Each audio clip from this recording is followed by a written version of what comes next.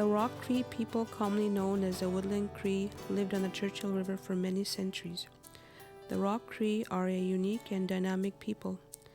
Their unwavering commitment to succeed and survive is echoed by the images in these rocks. The Precambrian Shield consists of rocks and rocky landscapes which capture the artistic eye of whoever is lucky enough to be there. For the people who have lived here for centuries, the rocks served many purposes.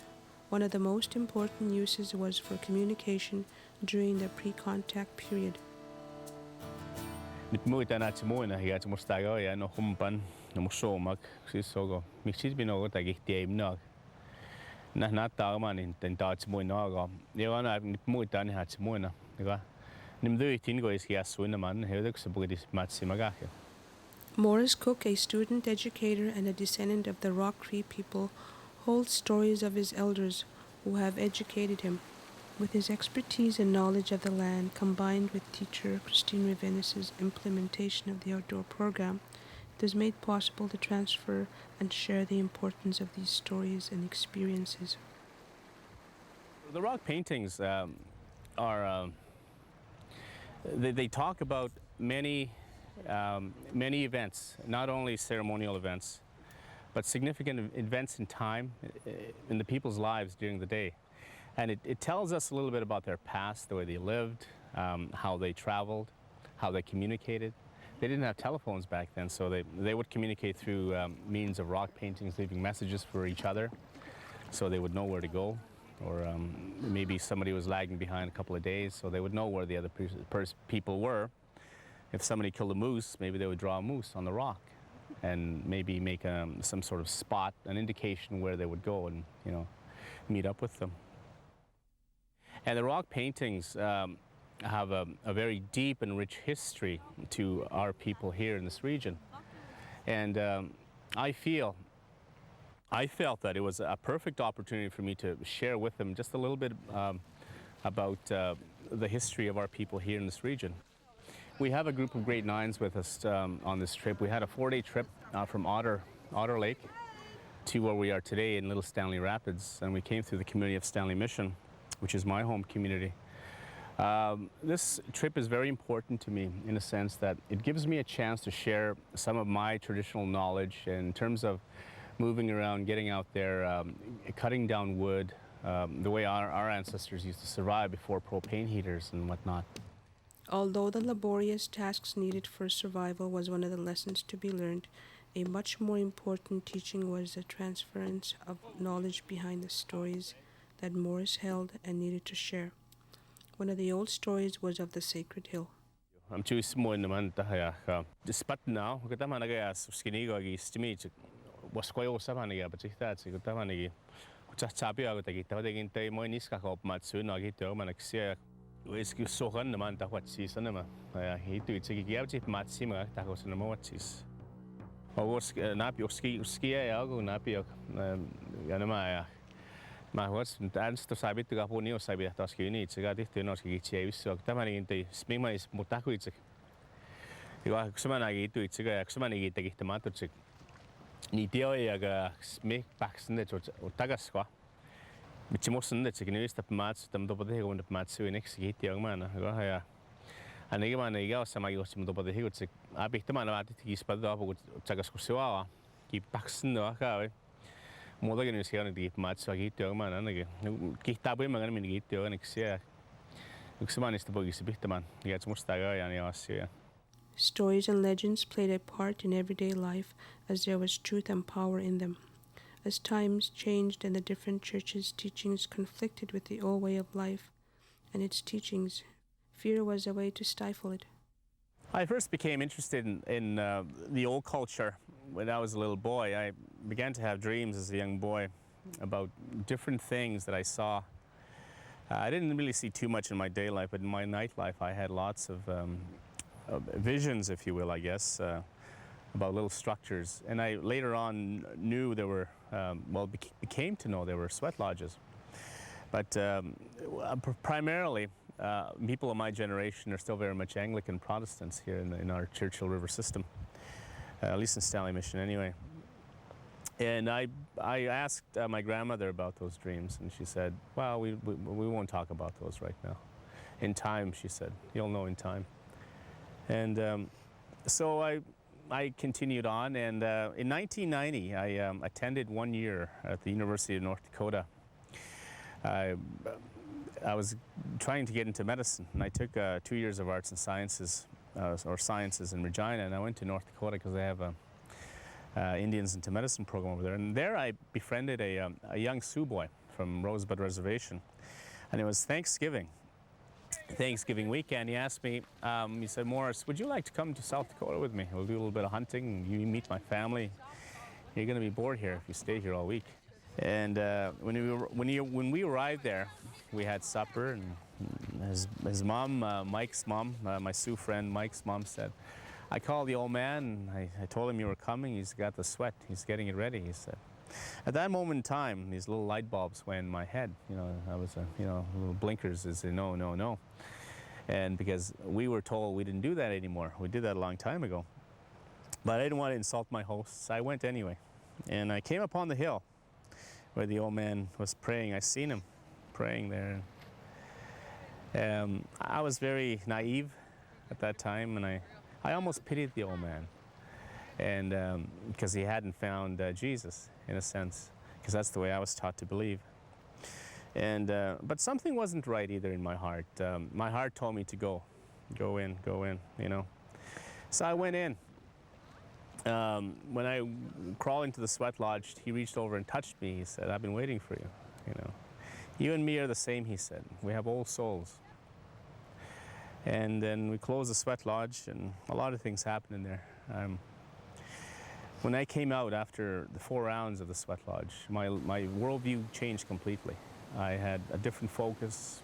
I no longer had the ache in my heart, I guess, for being homesick.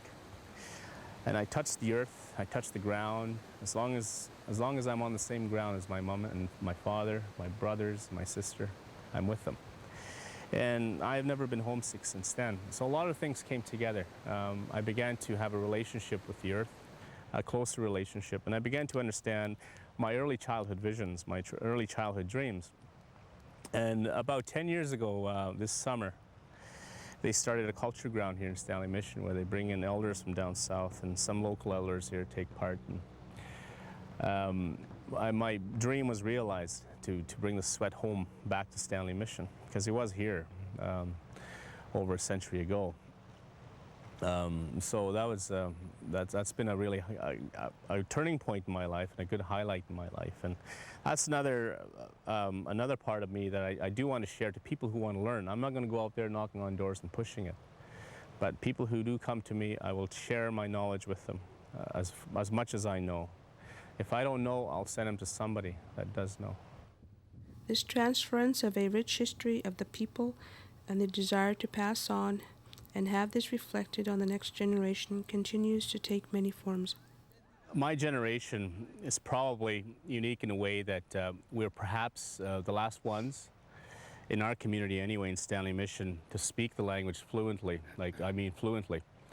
I'm one of them. There's a handful of us that speak the language fluently still. And a lot of our culture is retained in the language. So without the language, there's very little chance that the culture will survive and the ways and the knowledge of our people. As you know, our elders have often and are still the keepers of the knowledge and of the traditions of our people. And if we can't communicate with them, then we lose our culture. So it's important that the language be retained in that the ways of our Cree people, our Woodland Cree people here in this region, continue to flourish and survive well into this century here. It's been suggested that a lot of the languages in North America, native languages, will perish. Cree is one of the ones that's pegged to survive, but without effort from people like myself, people of our generation, educators. I'm going to be an educator, and that's going to be my key focus would be the language in retaining the language and trying to give the language back to the children, back to the youth, so they keep on, this knowledge of our Cree people. And that way our elders survive in a sense as well, and our history survives.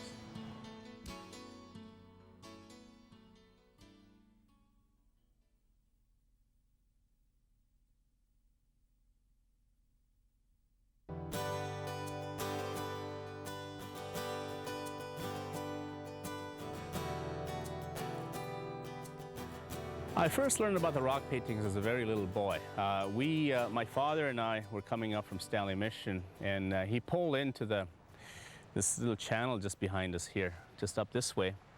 You go up here and just off to your right, that's where the rock paintings are. And he pulled in there and he says, "Negos system," he said, eh? And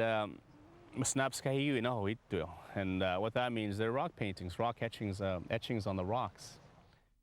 And he began to share a lot of stories about the rock paintings and also the old traditions.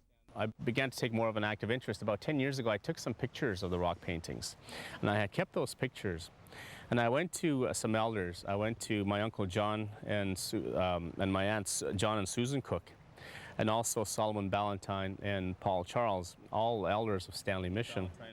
And they shared a lot of their stories with us. They painted more of a concrete image, so it gave me an opportunity to write about them and put them on paper. During the canoe trip, Maurice Cook utilized and referred to his new educational tool for sharing these stories. The rock paintings depicted in this book served in several ways. First, they were used to tell a story of events that have already happened. Second, they were used to foretell of events to come. Third, they were used as message boards, telling others of future meeting places. And some were painted on solely for aesthetic purposes, just for beauty, so others can admire them, like us today. Finally, the rock paintings also tell of a mysterious tale of supernatural beings and extraordinary events. The rock paintings speak of dreams and ceremonial events. It is hoped that future generations will not only appreciate these images, but also learn from them. While the students are enjoying the land and activities it offers, they also gain deeper respect for the land and river systems. Their experiences become new stories of the river, joining the continuous flow of a convergence of past and present. This whole Churchill River system is a main highway for canoers and kayakers and all that, back the fur traders and everybody back then. I thought the rock paintings are pretty cool. I don't really get to see them that much, but they look pretty clear. It's a good history behind them. Upon the dawn of a new day, the students' classroom become wide and fast and exciting, as did their abilities to absorb the lessons in a different environment.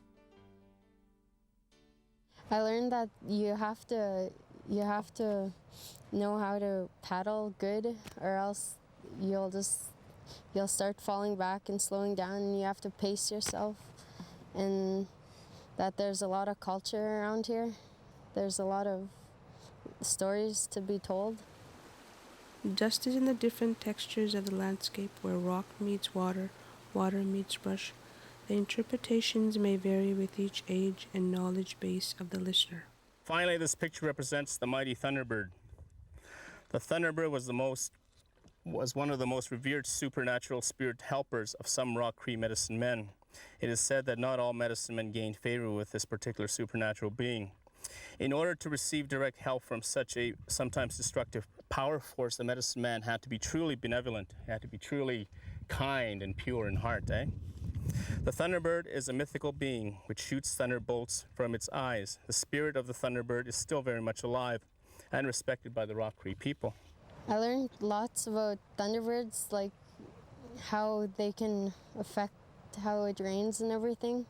Many different legends and myths which describe a large bird whose eyes are filled with lightning and whose gigantic wings produce thunderous sounds exist throughout the Western Hemisphere. The nature of the Thunderbird ranges from a mean-spirited creature that hides in high rocks to a revered, powerful protector who allows the Rock Cree people who protects the Rock Cree people and brings them rain. In the Sundance ceremony, it is the powerful Thunderbird that comes to bless the lodge before the ceremony can begin. One of the elders said the thunderbirds can live for many centuries. It is also said that they still lay their eggs in a protected and sacred spot not too far from the community of Stanley Mission, which we just passed by.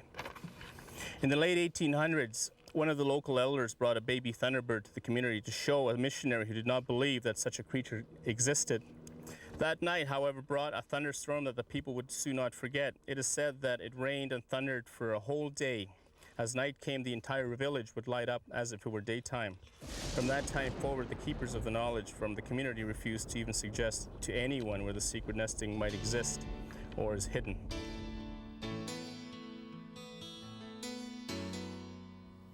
As a priority in our communities, we need to pass on our stories through language, customs, and culture. It's important for the parents to take an active role in this. Like I said, like a lot of the youth, their parents still have the language, but for some reason or another, the parents have neglected to pass on the language, maybe through residential school issues they're dealing with, because a lot of our, even my mother was, she went to residential school in Prince Albert, and she was, well, she wasn't abused in a sense that not to speak the language, but she was told not to speak it because it was the devil's tongue. So maybe that's one reason. I don't know the entire reason. Cultural camps are held in the hope the language and the old ways of the people are practiced and continued in everyday life.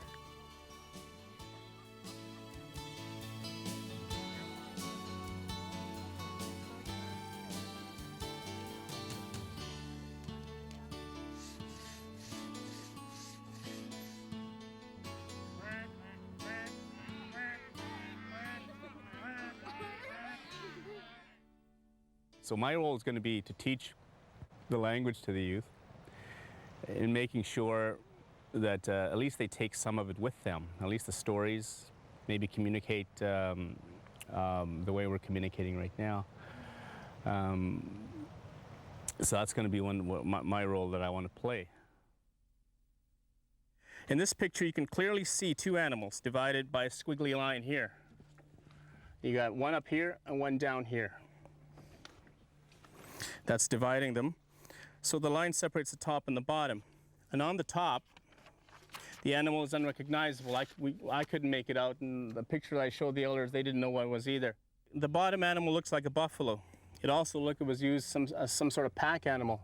I'm not sure how you can see that and how that would have been done. Directly below the X, there are two other symbols. The figure directly below the X looks like a man or a woman. The other symbol here, it's somewhat unrecognizable, but it looks like another person holding maybe a gun. This type of rock painting is a story told to others to see, or left for others to see. It could also represent a map of events for others to draw from, or lead them to a particular meeting place. Messages left for others on major routeways were common in pre- and post-contact Rock Cree societies. The messages these teachers left with their students cannot be compared. As the sun sets, the day comes to an end, one can hope for new understanding and resonating impact. They're so awesome.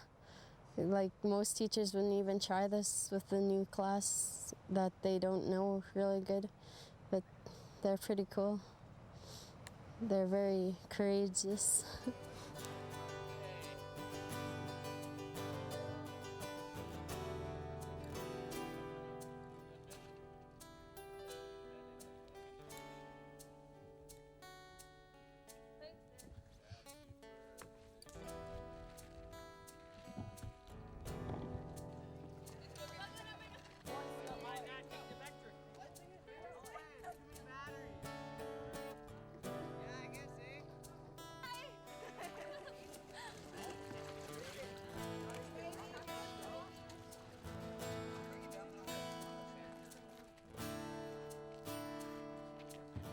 There are high hopes to increase outdoor cultural experiences for students throughout all school systems.